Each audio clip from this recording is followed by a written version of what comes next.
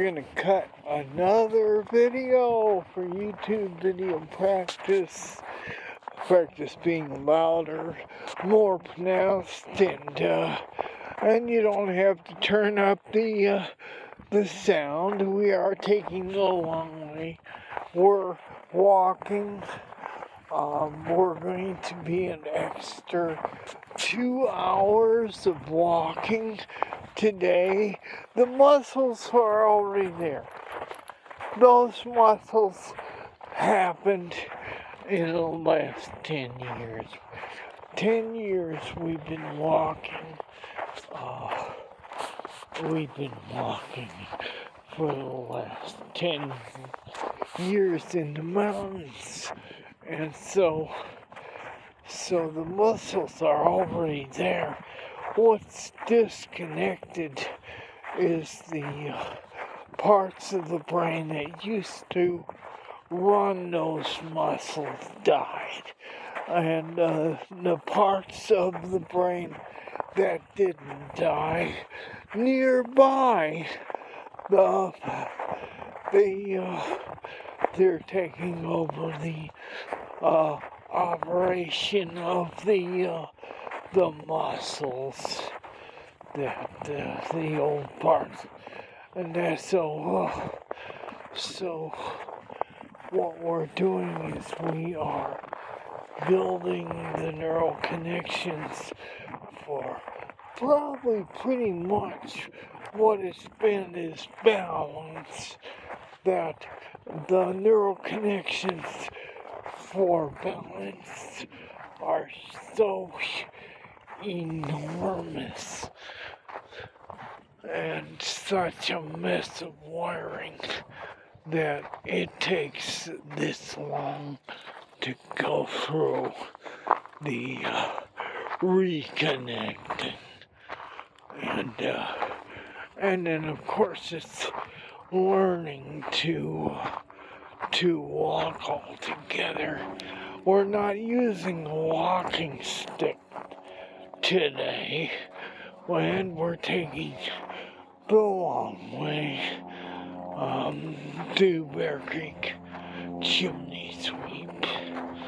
And it's 5 months after I was paralyzed on the entire right side from upper left plantain stroke. It's under the circle of Willis. Before that, on the upper left plantain, I had a blood clot, and this is a major stroke. I woke up with it. The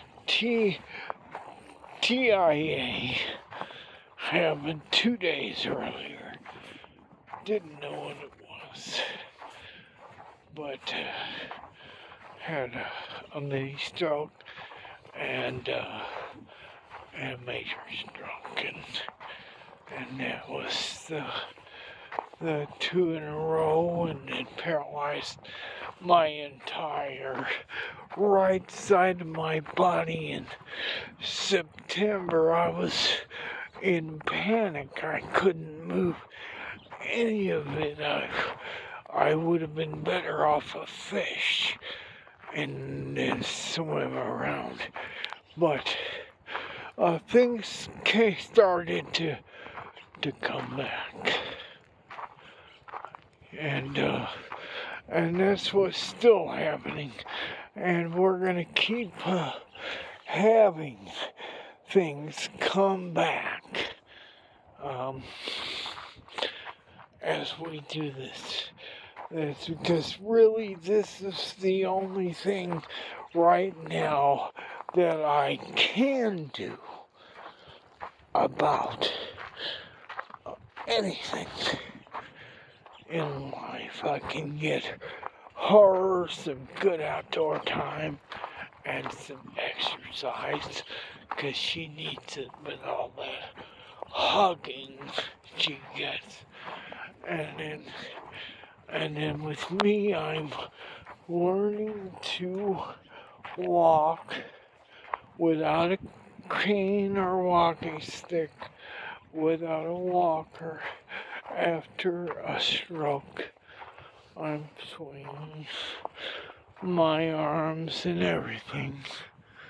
And she might come across a snail and it's just come to an abrupt stop. And I have to be able to come to an abrupt stop. So we go really slow, but we'll still go by and check the mailbox. And today we put in some more paperwork with housing, and hopefully housing gives us the okay, and we get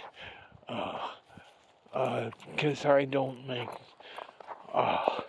sheets are made. It used to make 3 times as much as a hard hat than I do on Social Security. But after a stroke, what do? You get to, why not? I got Social Security and retired. At least I'll be able to concentrate on the stroke. And I mean, the ultimate would be to not have to worry about anything but recovering from a stroke. But I've got to keep Medicare, Medicaid up. I've got to keep my Social Security up. I've got to have a place to stay. I've got to have a roommate because I need a helping hand. I've got somebody that's willing to do it. Give me a helping hand. But I hope he hangs on. I hope he doesn't abandon me. Because they got him jumping through all these hoops and stuff. And which is usually good. If you can jump through them, you might as well usually benefit from that. But, well, so this is all I can do anything about, is my stroke. I can take her for a walk, and I am still having to take it real slow, and I'm still having to concentrate on each step. I'm still having to concentrate on my core. And so, yeah, there's a bunch of work doing this, but it's the only thing I can really do anything about. At least I'm going to keep documentaries on this. And I'm not talking about, beautiful, fancy documentary footage like I see on YouTube a lot.